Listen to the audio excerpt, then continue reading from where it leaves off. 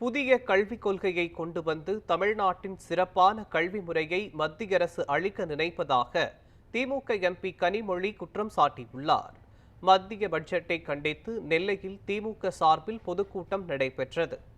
அப்போது பேசிய திமுக எம்பி கனிமொழி, மத்திய பட்ஜெட் உரையில் இறுதி வரை தமிழ்நாடு என்ற பெயர் இடம்பெறவே இல்லை என தெரிவித்தார். அதிகளவு ஜிஎஸ்டி செலுத்தும் தமிழகத்திற்கு குறைந்த அளவு மட்டுமே நிதி வழங்கும் மத்திய அரசு உத்தரப்பிரதேசத்திற்கு மட்டும் 2,55,000 கோடி நிதி வழங்குகிறது எனவும் குற்றம் சாட்டினார்.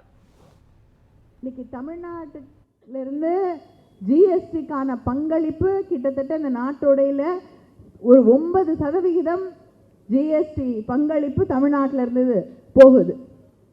ஆனா அந்த வரியை நாம் ஒவ்வொரு நாளும் ஒவ்வொருவரிடமும் இருந்து தமிழ்நாடு கட்டி கொண்டிருக்கிறது. ஆனா அதுக்கு பங்கீடு எப்படின்னா, தமிழ்நாட்டுக்கு எவ்வளவு கொடுக்குறாங்க? 58,000 கோடி.